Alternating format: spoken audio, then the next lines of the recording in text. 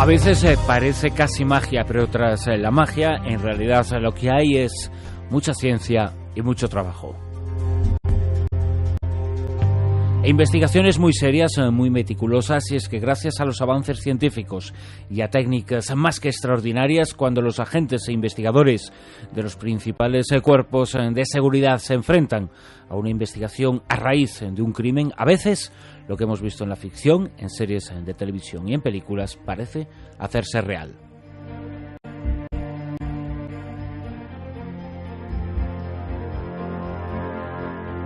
Leticia Jiménez y Carlos Verbel acaban de publicar el libro Los nuevos investigadores, en la editorial La Esfera de los Libros, los casos más relevantes de los CSI españoles. Ambos periodistas con larguísima trayectoria y que han venido aquí hasta los estudios centrales de Onda Cero para acompañarnos y para presentarnos a esos nuevos investigadores, a los protagonistas, a los cientos, a las decenas de casos que protagonizan en su nuevo libro y que presentan Carlos Verbel y Leticia Jiménez. Muy buenas a los dos. Buenas noches. Los CSI españoles, digo yo, que aunque al principio lo explicáis, ¿no? Pero es como si poco a poco la realidad se fuera pareciendo a la ficción y que gracias a las nuevas técnicas pues se van consiguiendo cosas que antaño parecerían magia, auténtica magia en muchas ocasiones. Sí, Dan Brown en su libro, en su último libro, decía que en un determinado momento del avance humano, la magia parecería indistinguible de la ciencia. Una persona, por ejemplo, del siglo XIX, viendo lo que hacemos ahora mismo, un teléfono móvil mismamente, pensaría que es magia. Bueno, la ciencia y sobre todo la tecnología en los últimos 25 años ha sido brutal y se ha llevado por delante muchas cosas y ha transformado muchas cosas también, el periodismo inclusive, nuestro mundo también, pues de una forma casi irreconocible. La tecnología, en lo que a investigación se refiere en España, es muy parecida a Estados Unidos, muy parecida a Inglaterra, muy parecida a Francia, a los países del resto de Europa. Forman una especie de red en la cual se van compartiendo avances y, por lo tanto, si tuviéramos que poner nuestra policía científica, las que tenemos aquí, no es una nada más, tenemos policía científica, Servicio Criminalística, Policía Foral de Navarra, la Ertzaintza y, por supuesto, Mossos d'Esquadra, que son magníficos. Si tuviéramos que ponerlos en un ranking de 0 a 10, yo pondría en un 9 o en un 10. Son muy buenos. Por lo tanto, en nuestro país, los CSI, los auténticos CSI, están en buen lugar a nivel mundial. Mira, un policía, ¿verdad? Un amigo nuestro, Juanjo, nos decía, mira, la gente piensa muchas veces que somos como los hombres de Paco, que lo crean. Que lo crean. Nos hace más fácil el trabajo. Pasar desapercibidos, ¿a que sí? Y que otros crean aquello en lo que no estamos, ¿no? Efectivamente. Yo creo que si tú piensas que son muy tontos y que no te van a pillar, dejas mucho más rastros. Y hoy en día, el principio de Lockhart, que uno cuando entra en un sitio deja rastros suyos en ese sitio y se lleva cosas de ese sitio, es verdad. Vosotros citáis al comienzo del libro la figura de Vidocq como un elemento fundamental, como el punto de inflexión, cuando comienza la nueva investigación y cuando alguien, que es el caso de Vidocq, había estado completamente involucrado en las fechorías más terribles y además utilizando técnicas e ingenio al más absoluto nivel, lo puso a disposición después de los agentes, ¿no? Es una historia maravillosa y apasionante que una persona como un ser que estaba en la cárcel con 34 años en el 1809, Vidocq, decidió que estaba harto de llevar esa vida y entonces habló con las autoridades para que le diesen una oportunidad. La oportunidad se la dieron estando en la cárcel trabajando para ellos y entonces dio muestra de que valía para ello y le pusieron a 4 policías para luchar contra el crimen. Pero fue el primer investigador criminalístico, tal como se hace ahora mismo, se enseñó a coger las huellas, a fijarse en todas las personas. Para mí es una historia apasionante. Yo creo que Vidocq es una especie como José María el Tempranillo. Nos recordamos, este hombre se dedicaba, pues era un delincuente y era una especie así como de lute a lo bestia, perdón por la expresión, pero es así. Él se escapaba, siempre se escapaba de una forma facilísima y la última vez se presentó ante el director de la policía y le dijo, mira, yo estoy dispuesto a colaborar con vosotros si me dais una oportunidad. Y el director de la policía dijo, mira, no te creo, que le encierren. Digo, vamos a ver, si dentro de una hora lleva con 4 sujetos de más de 1,80 m, si dentro de una hora yo estoy aquí de vuelta, eso probará mi auténtica buena fe. El otro se rió y dijo, bueno, sí, que se lo lleven. A la hora estaba de vuelta en el director, en la oficina del director de la policía francesa. Porque si en esa ocasión no hubiera estado de buena fe, esa hora le hubiera servido y le hubiera bastado para fugarse y desaparecer. De hecho, cuando él comenzó a trabajar, cuando fruto de esa reunión él comenzó a trabajar para las autoridades, lo que se dijo a la opinión pública, que es muy difícil que la opinión pública aceptara que el delincuente más perseguido estaba empezando y iba a empezar a trabajar con los buenos, ¿no? Era uno de los malos que iba a trabajar con los buenos, pero lo que hicieron fue inventarse una nueva fuga porque todo el mundo se creía que era capaz de fugarse, ¿no? Evidentemente. Y de hecho, recordemos que él empieza a despegar cuando le mandan a la cárcel y se convierte en un confidente. Era además un especialista en disfrazarse. De hecho, Sherlock Holmes tiene mucho de Vidocq y hay muchos de los protagonistas de novelas posteriores que se inspiran en Vidocq. Es decir, esto es así. Depardieu, cuando hace su película Vidocq, de alguna forma lo exageró, pero era un tipo excepcional. Es decir, y no es porque fuera francés, es el factor humano. Es como Ramón y Cajal o como cualquier otra persona importante que nace en un país y que realmente tiene vocación.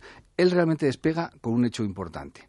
Y era el jefe de la policía política en aquel tiempo era Fouché, José Fouché.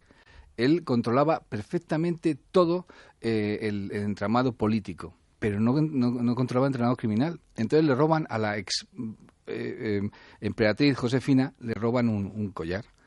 El emperador le llama, estaba divorciándose de ella, le dice, hay que recuperarlo. Fouché no tenía ninguna capacidad de llegar a los bajos fondos.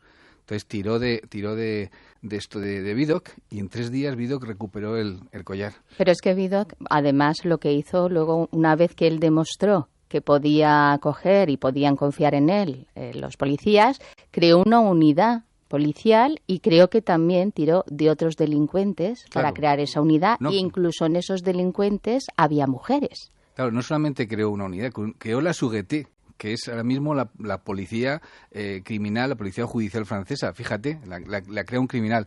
Y hace uso de mujeres delincuentes porque sabía que eran los que podían meterse en ese mundo.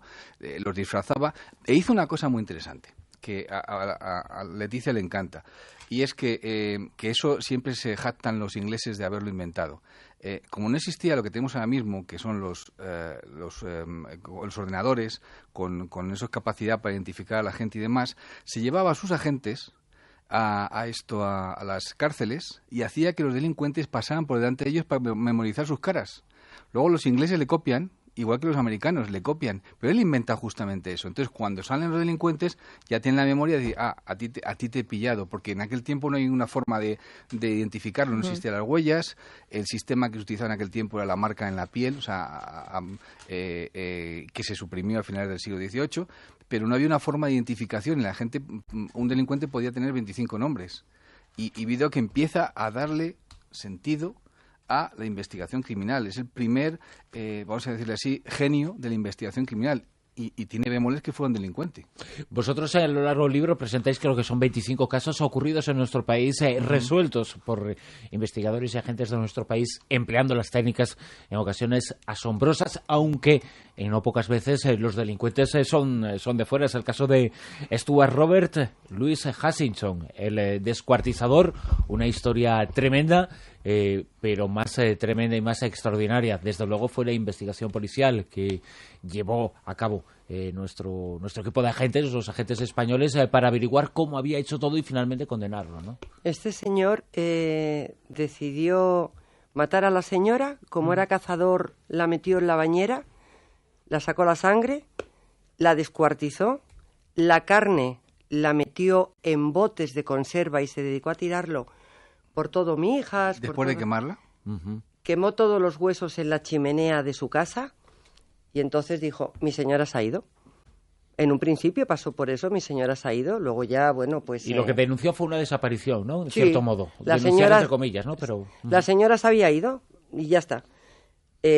Se puso en marcha una investigación por el padre de ella y entonces la policía empezó a darse cuenta que no era posible que hubiese desaparecido por varias cosas, como era el pasaporte, un abrigo de visón.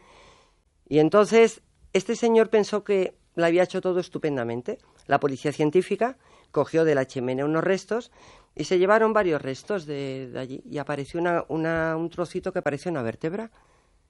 Se lo mandaron a balística, pero él pensó, me han pillado, porque parecía una vértebra. Y entonces él habló y contó cómo la había matado, cómo se había deshecho del cadáver y todo. Cuando al cabo de los días llega el informe de policía científica, no era ninguna vértebra de la señora, era un cascarón de una langosta. Luego, si el señor se hubiese callado... No sabemos si antes o después se hubiera sabido algo o no. Como mínimo se hubiera tardado muchísimo tiempo más en No se hubiese sabido nada, ¿no? Porque mira, la policía se volcó volcó en ese tema por conseguir un solo bote de todo lo que había esparcido por allí y no se pudo encontrar nada. Lo que pasa que, bueno, se le pudo demostrar y luego por donde la había matado. Lo curioso es que él se deshizo del cadáver, lo troceó y se deshizo del cadáver introduciendo los restos en la chimenea, una chimenea de cerámica. Esto nos lleva mucho al tema este de Bretón, en la cual él decía que lo hizo así, luego después lo hizo así y la policía no se lo creía y tuvieron que hacer pruebas y estuvieron de acuerdo en que alcanzaba 800 y 900 grados de temperatura. Recordemos que para incinerar un cadáver necesitas entre 700 y 900 grados. Los tipos se dieron cuenta que la chimenea podía evidentemente haber sido utilizada para eso. Todo lo que el tipo luego después explicó, los policías pudieron ratificar que había sido verdad toda su explicación.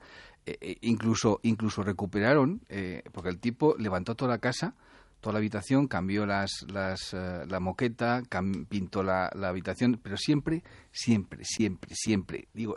queda una gotita de esas minúsculas que dices, está todo limpio, siempre va a quedar una gota minúscula. Tenemos varios casos en los cuales el sujeto es detenido por eso, por la gota minúscula, casi microscópica, que a vosotros os pasa, sois periodistas igual que yo, cuando coges un texto rápidamente la errata la ves, ¡pum!, se te va, ¿no? Bueno, por científicos les pasa lo mismo, entran a un sitio y tienen el ojo entrenado y dicen, ¡pum!, aquí. Exacto, y la rata la ve normalmente otro, no el autor, que es lo que pasa en muchas ocasiones y es lo que ocurre en muchos de los crímenes. Una frase que repetís vosotros, que os han comentado los agentes en muchas ocasiones, es que no existe el crimen perfecto, que existe la investigación imperfecta, pero a veces esa investigación sí llega y sí acaba alcanzando la perfección que no fue capaz el criminal de llevar a cabo. Ahí en las películas, lo hablamos muchas veces Leticia y yo, en las películas veis gente que está obsesiva con su trabajo, que se concentra mucho en eso, y hay gente que dice, no, eso es mucho más de película. Hay gente en científica y en investigación que son así. Hay gente que tiene el típico don, que cuando va a una escena del crimen, sin llegar a hacer un registro exhaustivo de, pues eso, recogida de huellas, de buscar, pues me imagino que, no sé si es con luminol, con lo que se busca el resto de sangre, por cómo está el escenario, ¿suele saber una composición del lugar de lo que está pasando? ¿Habéis dado con policías que tienen ese punto? Sí, claro, pero son los policías normales, los policías de investigación, porque los que luego estamos hablando de policía científica son los que van, hacen la inspección ocular, cogen las muestras, pero el policía, el que yo llamo el policía de calle, el investigador, por supuesto. En 5 minutos. Cuando llegan a una escena de crimen y empiezan a ver lo que hay, se ponen, pues como ha visto muchas veces en las películas, pues lo clavan, se quedan mirando y empiezan a sacar determinación y sabes, mira, esto es algo pasional o esto es tal, o sea, están tan entrenados que, ya te digo, en 5 minutos, a lo sumo 10, después de verlo, saben más o menos dónde hay que buscar. Tienen eso que parece un sexto sentido, pero que no es un sexto sentido, se llama experiencia, fundamentalmente. Sí, claro, ¿no? y un método de trabajo. Por cierto, este caso que hemos comentado, el de mi hija, el de Hans Hitchcock, nos recuerda muchísimo, ¿no? En algunas cosas, por ausencia de cadáver, el cadáver quemado, ciertos hallazgos, nos recuerda mucho al de los niños de Córdoba que citas y sobre el que escribes tú, Leticia, en el libro, el caso de los niños de Córdoba, el caso de Bretón, en el cual la policía científica también ha tenido una participación muy importante. Hombre, has tenido una participación muy importante, es un tema que va a dar mucho que hablar en el juicio, pero... Lo dice porque el abogado ha planteado ya que lo que va a poner en tela de juicio es la cadena de custodia. De los restos. Claro. Entonces, visto desde fuera, dices, vamos a ver, aquí donde está el talón de Aquiles, demostrar que esos huesos pertenecen a Ruth y a José. Claro, no han podido recuperar ADN, ¿verdad? No, el ADN no ha salido, él va a decir que no, claro, su defensa, pero está claro que son huesos de niños, si no son de Ruth y de José, ¿de qué niños son? El juez dice en uno de sus juez de instrucción, juez de investigación, dice en uno de sus autos que que esos huesos corresponden evidentemente a niños de esas edades, y si no son los hijos de esta persona, ¿a qué niños pertenecen? No se puede dejar en el aire, evidentemente, pero está muy claro desde el punto de vista judicial que el planteamiento va a ser ese, la cadena de custodia, es decir, ¿pertenecen o no pertenecen? Sobre todo por el testimonio que el primer informe que hizo Josefina Lamas, que es donde me imagino que se agarrará el abogado defensor. Bueno, pero quiero decirte, eso está claro, hubo el fallo y hubo el fallo. Era una señora con mucho prestigio, muy reconocida, y tuvo ese fallo, somos humanos. Perfecto. Y se tardó más en saber toda la verdad. Perfecto. Si hubiese sabido, únicamente se retrasó. No quiere decir que este señor se hubiese ido de rosita. Se retrasó el asunto. Ahora, a partir de aquí, vamos a ver qué pasa. A mí me maravilla mucho, por ejemplo, el hecho... vamos a ver, las cosas se pueden ver con la botella medio llena, medio vacía. Estamos de acuerdo, ¿no? Podéis atacar a la policía por haber sido tan inoperantes, no haber cerrado ese caso 9 meses antes, o puedes decir, vale, ha ocurrido, vamos a sacar conclusiones. Yo prefiero ver la botella medio llena. Y yo creo que en este tiempo se han aplicado una serie de técnicas que normalmente no era una costumbre en la policía científica. Por ejemplo, el georradar. El otro día, viendo la película de Parque Jurásico, empezaba, hace ya 20 años, ¿no? Empezaba con una identificación de un dinosaurio a través del georradar. Veías rápidamente sin tener que cavar. Bueno, esto se aplicaba allí.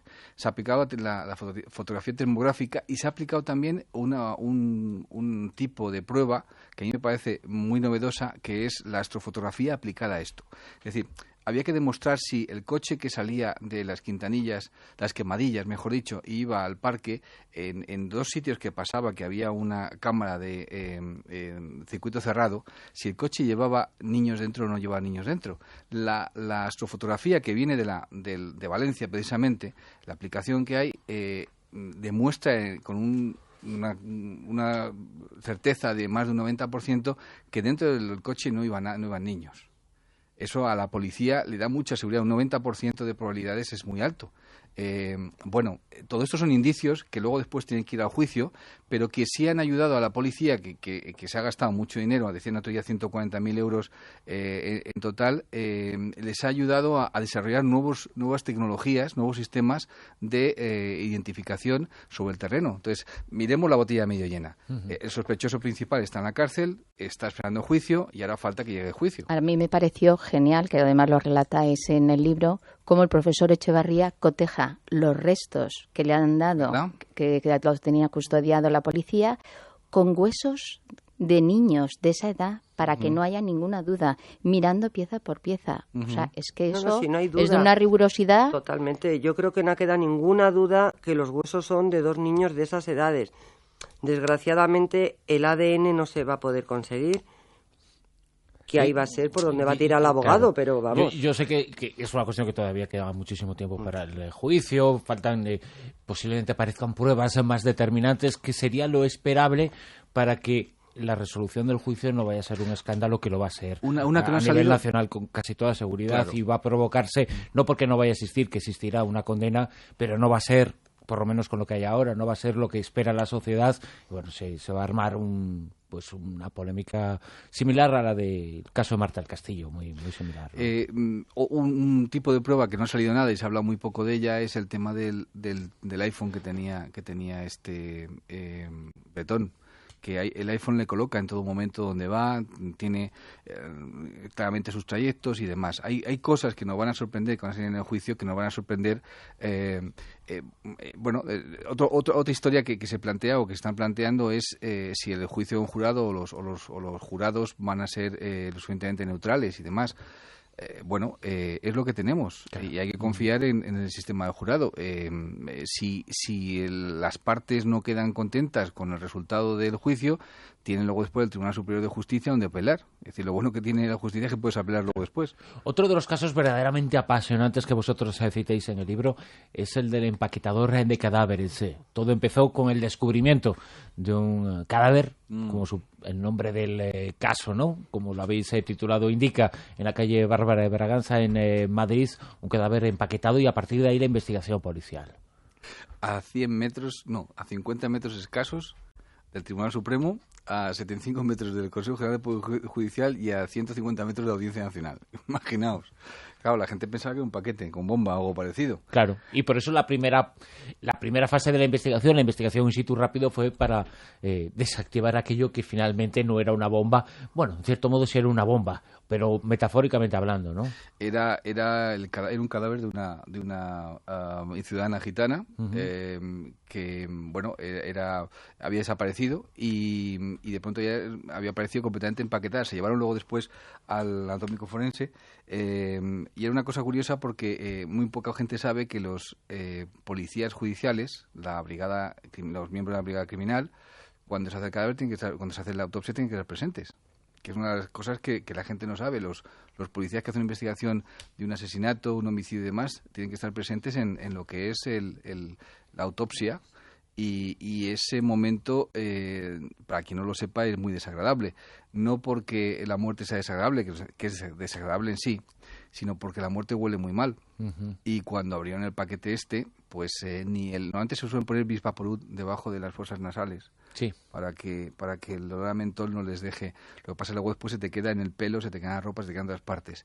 Y cuando abrieron todo aquello, ¿verdad?, apareció la mujer desnuda y debidamente empaquetada, y había sido asesinada, ¿verdad, Yoli? Leticia. ¿Y cómo habían averiguado? Porque ahí tuvo mucho que ver un tatuaje, ¿no?, que había aparecido, y otra serie de pistas que llevaron a poder averiguar, en primer lugar, la identidad de la víctima, y posteriormente a intentar averiguar quién había provocado la muerte de ella, ¿no? Sí. No, la policía la verdad es que trabaja extraordinariamente bien. Mira, me estoy acordando ahora mismo de un tema también que va de una persona que apareció en una bolsa de Adidas en el puerto de Barcelona. Nadie había denunciado ese muerto. Al final era una señora. Rápidamente, lo que decías tú, la policía dijo, el hijo. Fueron detrás del hijo, y el hijo también había desaparecido. Resulta que era un cadáver que se había encontrado hacía unos días quemado. Bueno, pues al final, toda esa investigación, tuvieron que... los dedos estaban totalmente mojados, que no era capaz de sacar las huellas, y fue como deshidratado, y entonces de ahí pudieron conseguir la identificación de los cadáveres, y entonces rápidamente se pusieron a trabajar, y había sido el nieto, que realmente fue por dinero. Luego los asesinatos son por dinero. Pero en este caso concretamente que tú nos hablas, el del empaquetador de cadáveres, cuando llegaron entraron los ordenadores, se dieron cuenta de que había otro caso anterior de otra prostituta que había sido encontrada de la misma forma, es decir, enfrente de un vertedero de basura, de escombros, y debidamente empaquetada. Empezaron, imaginaos, Silvia y Bruno, en ese momento pensaban que teníamos un asesino en serie en Madrid que empaquetaba cadáveres. Claro, todo el mundo empezaron a sonar las alarmas, evidentemente. Gracias a la investigación, a la sangre y demás, llegaron a la conclusión de que las huellas además pertenecían, que había en la caja, pertenecían a un sujeto que tenía que estar fuera de España, un magrebí que tenía que estar fuera de España. Y eso les positó, después de machacarse mucho las calles, detenerlo y llevárselo directamente a la policía. Ahí lo interrogaron y dijo que que mantenían relaciones sexuales y que le debía dinero y que se vio de la mano, la habían matado. Y fijaos lo curioso de todo esto, habían dejado la casa completamente hecha, la habitación que tenía hecha unos zorros, la mató un viernes, la empaquetó y la tuvo 2 días, 48 horas, allí en su habitación perfectamente empaquetada, hasta que el lunes siguiente se deshizo de ella. Y ahora la pregunta es, ¿por qué se deshace ella con un paquete? Pues tiene una respuesta muy fácil.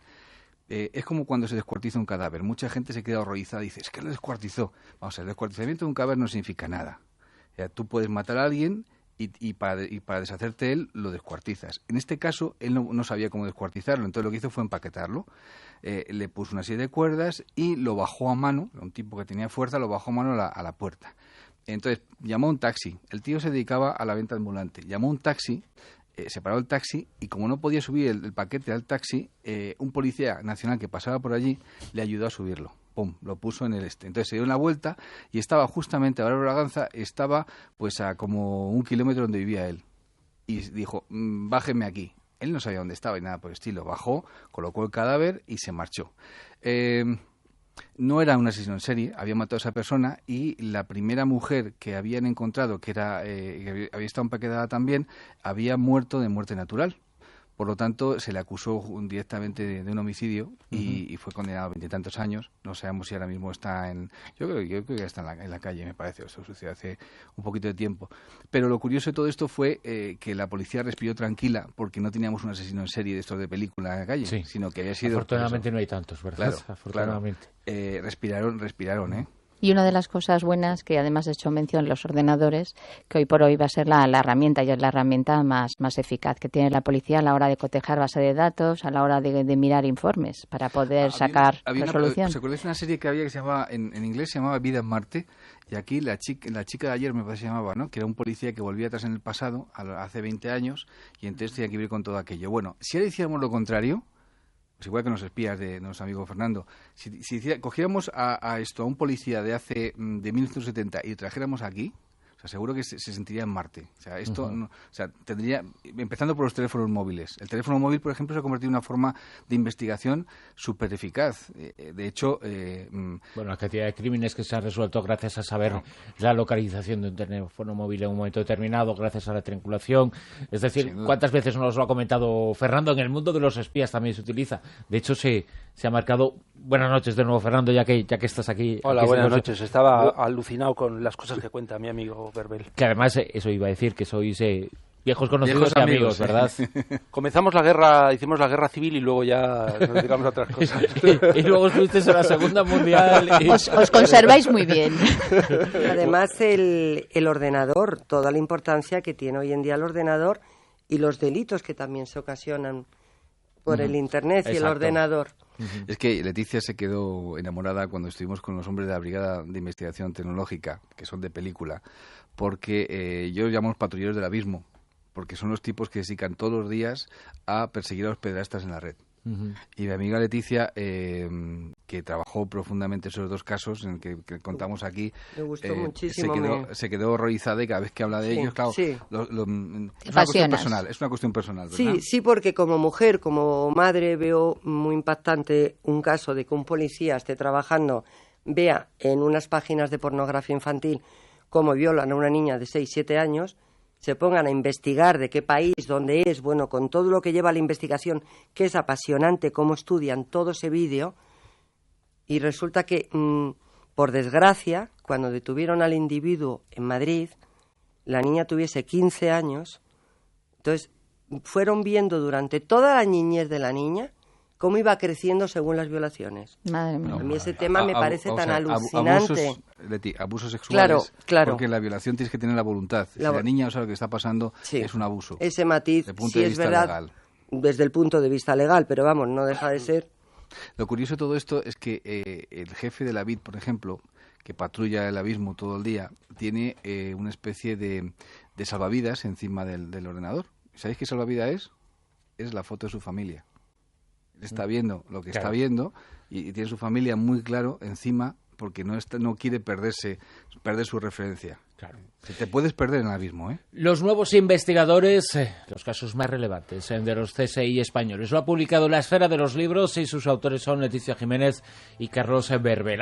Ambos han estado con nosotros esta noche en La Rosa de los Vientos a estas horas, así que os agradecemos infinita y doblemente un vuestra placer. presencia aquí con nosotros. Muchas gracias. Un placer, gracias. Para nosotros.